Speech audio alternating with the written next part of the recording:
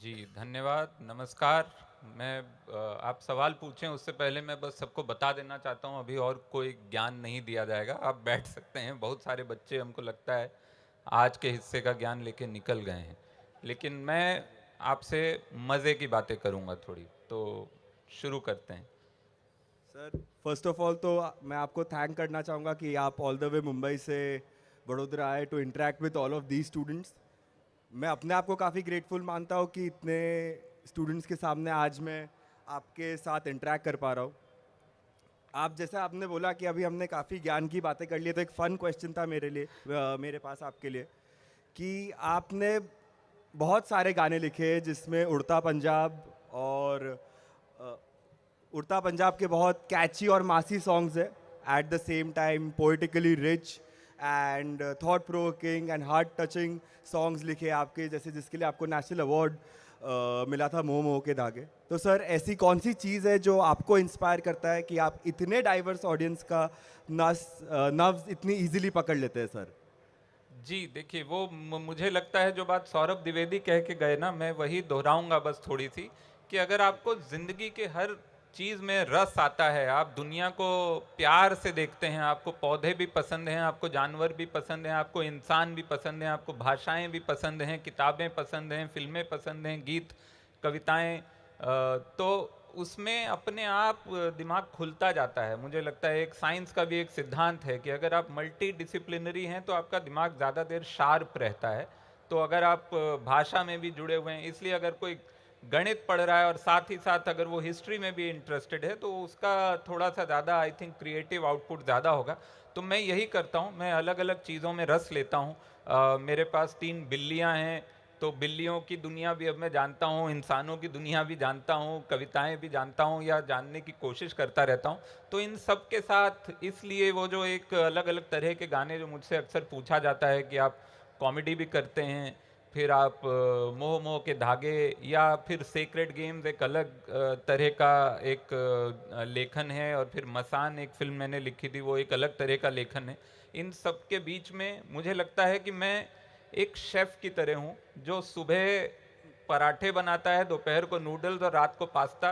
तो उस तरह का एक सब तरह का सारे रस मैं लेना चाहता हूँ और मैं कोशिश करता हूँ कि वो सारे रस मैं जनता तक पहुँचा पाऊँ। धन्यवाद सर।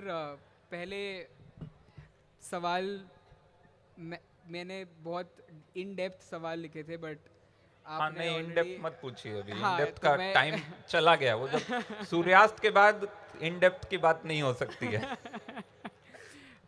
सर, आप हम लोग आज आप यहाँ पे आए हैं, पहले सबको बता दिए, एक बार ज़ोरदार ताली बजा दीजिए। ऑल इंडिया रैंक सर की एक फिल्म आ रही है, ज़ोरदार ताली बजा दीजिए एक बार। सर डायरेक्ट कर रहे हैं। जी, अ, धन्यवाद, धन्यवाद। मैं छोटा सा 2 लाइन में बता ही देता हूँ। ऑल इंडिया रैंक नाम की एक फ़िल्म है, मेरी पहली फ़िल्म है एज़ निर्देशक, डायरेक्टर। मैं इससे पहले कई सालों तक लेखक रहा हूँ और ये पहली फ़िल्म मैंने बनाई इस साल, और ये 9 फरवरी 2024 को रिलीज़ होने वाली है सिनेमाघरों में, आपके शहर में भी आएगी। जो भी छात्र-छात्राएँ हैं, वो ज़रूर इस फ़िल्म को देखें, देखने जाएँ अपने माता-पिता के साथ, दोस्तों के साथ। एकदम छात्र-छात्राओं के जीवन पर, हम लोगों के जीवन पर एक सिंपल मिडिल क्लास फैमिली की कहानी है। एक माता-पिता हैं जो चाहते हैं कि उनका बच्चा इंजीनियर बन जाए, आईआईटी चला जाए, तो वो आईआईटी की कोचिंग भेजते हैं और 1 साल उसकी ज़िंदगी कैसी बीतती है एक आईआईटी कोचिंग में, और उसके बिना, इकलौता बेटा है उन्होंने भेज दिया है, उसके बिना माता-पिता की ज़िंदगी कैसी बीतती है घर में, लखनऊ में। तो लखनऊ और कोटा की कहानी है, लखनऊ से उसको कोटा भेजा जाता है 1 साल के लिए।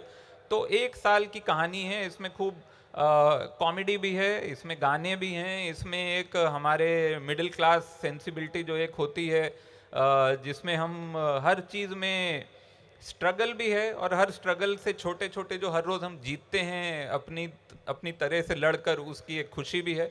तो ये ऑल इंडिया रैंक है फ़िल्म का नाम। इस फ़िल्म के जो मुख्य अभिनेता हैं बोधिसत्व शर्मा, वो भी मेरे साथ यहाँ आए हैं, अभी उनसे भी मैं आपको मिलवाऊँगा। तो बोधिसत्व इस फ़िल्म में मेन लीड हैं और ये मेरी पहली फ़िल्म है। तो आप देखिएगा जाकर 9 फरवरी को, और छात्र-छात्राओं के जीवन पर और उनके माता-पिता के जीवन पर मेरे हिसाब से थोड़ा-सा एक humorous slice of life type एक नज़र से देखा गया है उनको।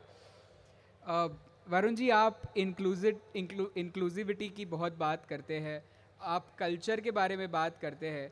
आज आप एज अ डायरेक्टर, जब आप पहली फिल्म कर रहे हैं, आपने फिल्म के सेट पे आपके आर्टिस्ट के साथ, आपके क्रू के साथ वो कल्चर मेंटेन करने का कैसे प्रयास किया? और अगर आप कुछ अच्छे किस्से बता पाए जो आपने शायद कहीं पे कोई प्रैंक किया हो, कुछ फन चीज़ें हुई हो, तो अगर आप ऐसे कुछ किस्से बता पाए तो ऑडियंस जब फिल्म देखने जाएगी तो वो कनेक्ट कर पाएंगे। जी, देखिए हमारी ना छोटी सी फिल्म है, बहुत छोटे बजट की है, इसमें कोई भी बड़ा स्टार नहीं है। तो ये जो प्रैंक होता है ना, ये सलमान खान, अजय देवगन की फिल्मों में होता है कि सलमान खान ने वो रोहित शेट्टी की कुर्सी खींच दी तो वो गिर गए। वो सब हमारे पास करने का वक्त नहीं था। हम चाहते थे कि हम जितने दिन में शूट करना चाहते हैं उतने में हम कर लें, तो हमारे प्रोड्यूसर भी खुश रहें, हम लोग भी खुश रहें। तो प्रैंक नहीं था। हाँ, इंक्लूसिविटी की बात ये है कि मैं चाहता था, हमारी फिल्म इंडस्ट्री में एक जो समस्या है वो ये है कि टेक्निकल फील्ड में सिनेमेटोग्राफी हो गया, प्रोडक्शन डिज़ाइन हो गया, एडिटिंग हो गया, इसमें महिलाओं का योगदान बड़ा कम है, जबकि होना चाहिए। वो इतनी टैलेंटेड आर्टिस्ट हमारी इंडस्ट्री में हैं, लेकिन ज़्यादातर फिल्मों में क्या होता है, आप देखेंगे कि ज़्यादातर क्रू जो होता है फिल्म का वो पुरुषों से भरा होता है। तो इस फिल्म में हमने कोशिश की कि जितनी ज़्यादा महिलाओं का योगदान रहे, फीमेल टेक्नीशियंस का योगदान रहे। तो इस फिल्म में सिनेमेटोग्राफर जो हैं अर्चना घांगरेकर, वो उनकी पहली फिल्म है as cinematographer. Prachi Deshpande production designer है, संयुक्ता काजा एडिटर हैं, सबीना हालदार कॉस्ट्यूम डिज़ाइनर हैं। तो बहुत सारी महिलाओं ने मिलकर ये फिल्म बनाई है। मैं इकलौता एक डायरेक्टर जो पुरुष था, लेकिन उसके अलावा मेरी पूरी टीम, रुचि कामले हमारी चीफ असिस्टेंट डायरेक्टर जो पूरे सेट को मतलब संभाल के रखती थी।